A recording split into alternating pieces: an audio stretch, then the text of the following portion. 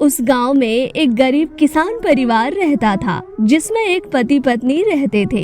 पति का नाम सुरेश था और पत्नी का नाम मीना था। वो दोनों एक छोटे से घर में रहते थे। सुरेश और मीना अपने खुद के खेत में आलू की सब्जी उगाते थे और उसी आलू का मीना चिप्स बनाती थी और सुरेश उन चिप्सों को आस पड़ोस के गांव में जाकर बेचता था। उससे जो भी पैसे आया करते थे, उससे सुरेश और मीना का घर चलता था। एक दिन सुरेश मीना के बनाए हुए चिप्स को लेकर आस पड़ोस के गांव में बेचने जाता है।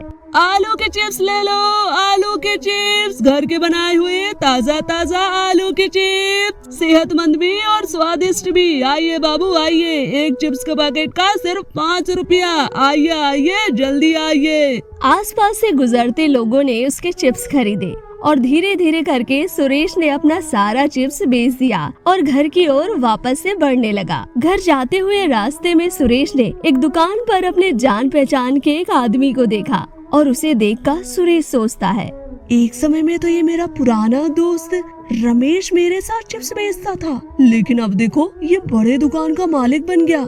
मैं भी बहुत मेहनत करूंगा आसपास के गांव में अपने चिप्स बेचकर, और मैं भी रमेश की तरह एक बड़ा सा दुकान खोलूंगा। ये सोचते सोचते सुरेश घर पहुंच जाता है। कुछ दिन बीतते हैं। एक दिन सुरेश अचानक से ही बीमार पड़ जाता है और कुछ भी नहीं कर पाता, बोल भी नहीं पाता है। उसकी जांच के लिए वहाँ एक डॉक्टर आता है, लेकिन सुरेश फिर भी कुछ भी नहीं बोल पाता। डॉक्टर साहब, ये इन्हें क्या हो गया? ये कुछ बात क्यों नहीं कर पा रहे हैं? आपके पति ने कोई काम ज्यादा मेहनत से कर दिया है, जिससे उन्हें थकावट आ गई है और वो बेहोश हो गए। पर आप चिंता न करें, ये दवाइयाँ अपने पति को वक्त पर खिला दे, वो कुछ दिनों में ठीक हो जाएंगे। ये कहकर डॉक्टर वहाँ से चले जाते हैं।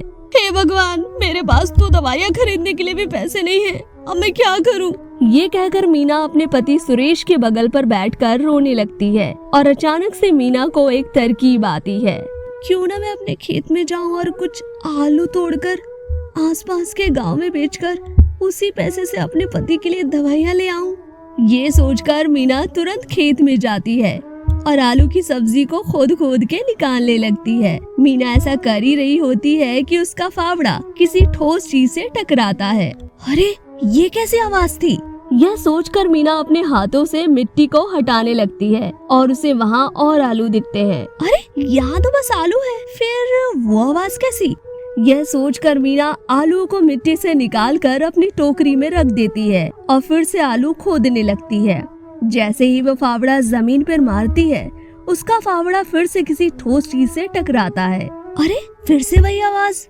यह बोलकर मीना फिर से अपने हाथों से मिट्टी हटाने लगती है। वह देखती है कि फिर से वहाँ कुछ आलू आ जाते हैं और उसके बीच कोई चमकता हुआ चीज नजर आता है। अरे, अभी तो मैंने सारे आलू निकाल लिए थे, ये फिर से कहाँ से आ गए? और ये क्या चीज है जो इतना चमक रहा है? इतना कहते ही मीना आलू को फिर से छांटकर टोकरी में डालती है और चमकते हुए चीज को निकालने लगती है। अरे, ये तो आलू ही लग रहा है, फिर ये इतना क्यों चमक रहा है? ये कहकर मीना उस चमकते हुए आलू को काटने लगती है। जैसे ही मीना उस चमकते हुए आलू पे फावड़ा फिर से मारती है, वैसे ही उसके आसपास कई आलू आ जाते हैं, पर चमकता हुआ आलू नहीं कटता है। लगता है ये कोई जादुई आलू है। इसे काटने पर कई सारे आलू जादुई तरीके से आ जाते हैं और ये जादुई आलू वैसे का वैसे ही रहता है। ये बोलकर मीना सारे आलू को बाजार में बेचकर उन्हीं पैसों से सुरेश की दवाइयाँ और जादुई आलू को लेकर घर आती है और सुरेश को दवाइयाँ खिलाती है। अगले दिन जब सुरेश की तबीयत सुधरती है, तब मीना सुरेश को सारी बात बताती है। ये सुनकर सुरेश भी बहुत खुश हो जाता है और वो दोनों पति पत्नी मिलकर जादुई आलू के चिप्स बनाकर उन्हें बेचकर बहुत अमीर हो जाते हैं। सुरेश और मीना को इतनी जल्दी अमीर बनता देखकर सुरेश के पुराने दोस्त रमेश को दाल में कुछ काला लगा। कुछ दिनों पहले तो ये दिन में 1 टोकरी चिप्स बेचता था, लेकिन अब ये दिन के 4-5 टोकरी चिप्स बेचता है। ऐसा कैसे हो सकता है? मुझे पता लगाना पड़ेगा। ये सोचकर रमेश ने अपने दिमाग में एक प्लान बनाया। कल सुबह मैं सुरेश के घर चुपके से जाऊंगा और ये पता लगाऊंगा कि आखिर ये सुरेश इतने चिप्स बनाता कैसे है। अगले दिन सुबह रमेश चुपके से सुरेश के घर पहुंचता है और दीवार की खिड़की से अंदर झांकता है।